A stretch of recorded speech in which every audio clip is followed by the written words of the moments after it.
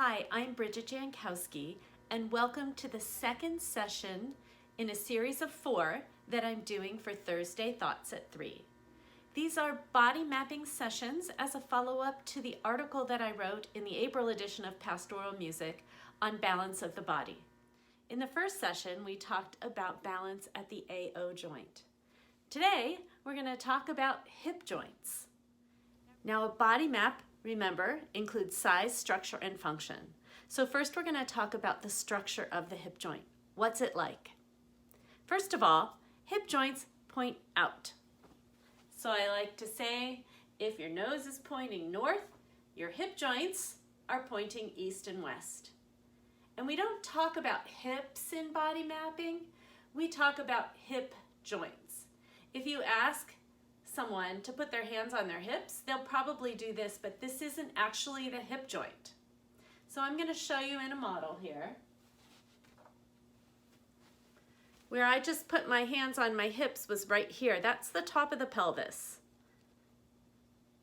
The hip joint is actually lower than that, and you can see facing out. And the femur has an angle here. So if you find that hip joint from the side, you're actually going to be pointing right to the bone right there. And the hip joint is actually a little bit more in and forward from that. So let's try it.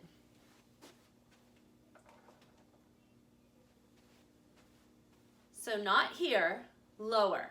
So if you have side seams on your pants, that's an easy way to just follow down your side seam.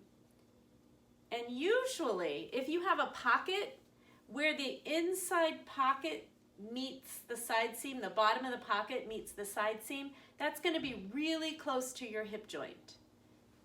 So you want to point there and then just move your legs around. If you move this way, you can really feel a targeted spot where that's moving. And march your legs and you can feel that. Sometimes it takes a while. If this joint isn't in your body map, you might have to look at a lot of pictures and do a lot of experimenting and looking in the mirror to really map this as the truth.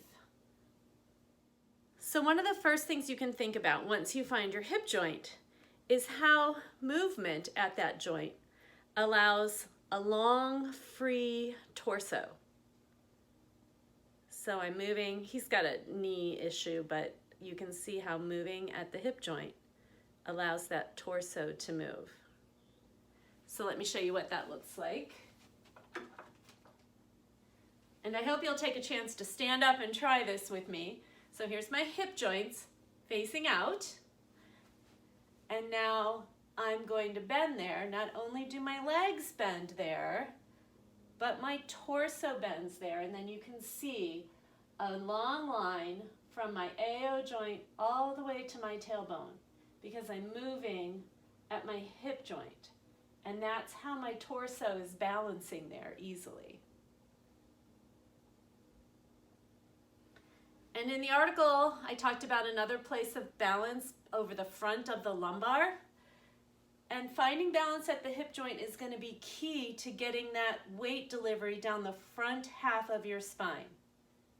You can imagine if you thought your weight delivered right down your back, how that locks up your hip joints.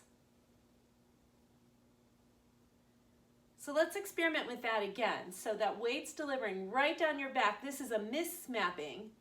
It locks up your hip joints. Notice what happened to your knees. So if you find your hip joints and you let your torso rock forward from there, you'll find that nice, easy buoyancy and balance in your knee. And if you're asking your singers to unlock their knees, it's going to be far easier and more effective if you teach them where their hip joints are. Then, with free, easy movement there, their knees will automatically unlock. Another thing to note, and if you've done any body mapping work, you've probably seen this diagram about that we don't have a waist. We don't have a waist joint.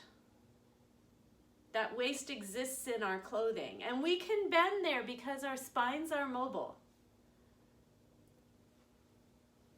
but that's not the joint. We don't have a waist joint. And I'm going to show you with this guy again. Here would be his waist, right? And he can curl there. But this joint right at the hip joint is what's going to let him go all the way over. And we can even call that our middle, the middle of our body.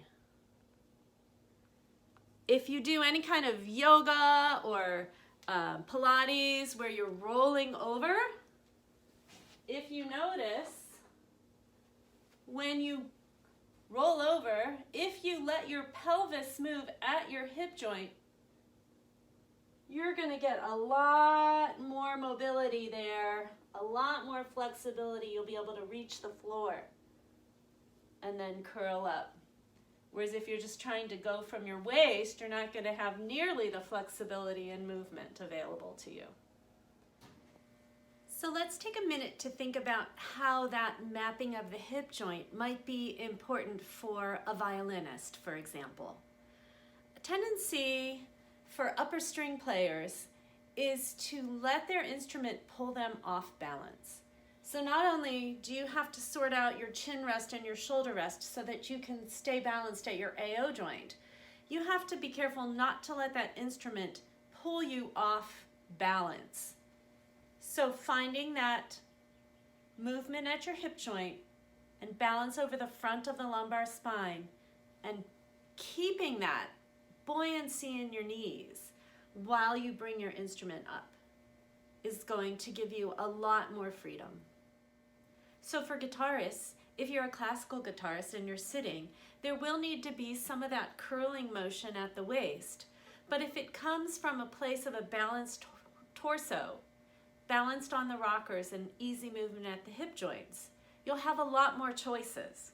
And if you're standing and holding your guitar, don't let your instrument dictate where your body is. If it's throwing you off balance, bring your body to balance and bring your instrument with you so that your body is telling your instrument where to be and not the other way around.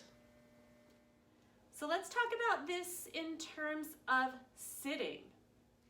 So I'm going to let my camera go vertical here so you can get a more close-up view of my whole body at my piano. So here's my hip joints facing out.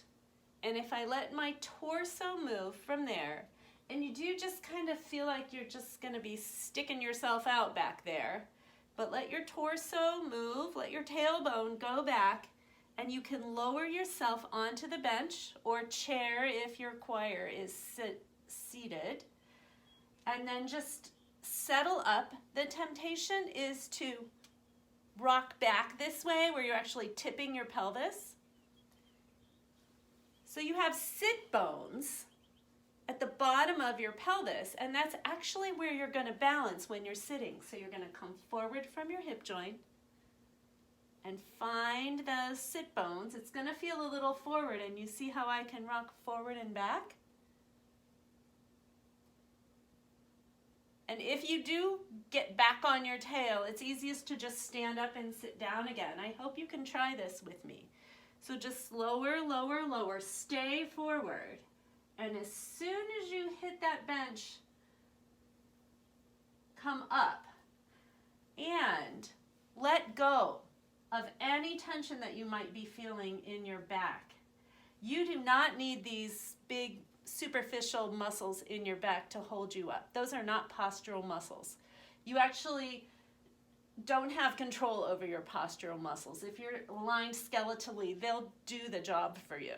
So these muscles you don't need. So if you're holding yourself up, just let go. If you're balanced from your AO joint to your sit bones, you'll be able to rock easily from your hip joint at your instrument. And I can even kind of feel myself rocking on those rockers down there. And I can turn and I can bend and I can reach every part of my instrument. And if I'm at the organ and I need to go forward to reach the upper manual,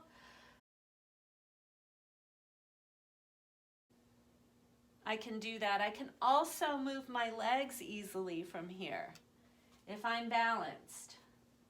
And I might need some support from the keyboard if I'm an organist, which is fine. You can get some support from your hands.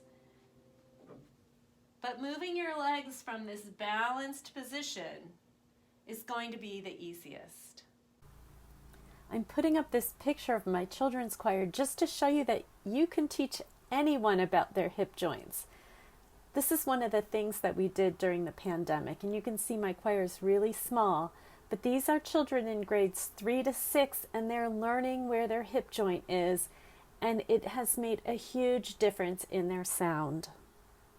And before I leave you, I just want to review one other thing that we talked about last week when we were talking about balance of the head and how important it is if your cantor needs to get closer to the microphone, not to let them go off balance at their AO joint to do that. So now that we have hip joints mapped, if they really need to get closer to the microphone, they can come forward at their hip joint, leaving this nice long easy line and not interfering with their resonance because their head is still nicely balanced. They can take a step closer, but it is possible, if you can't adjust the microphone, to adjust yourself and stay in balance. So thank you. I hope you enjoyed this, and next time we are going to be exploring the arm structure and how a free and easy arm structure can help keyboard players and instrumentalists, but also help free the breathing of singers. I'll see you then.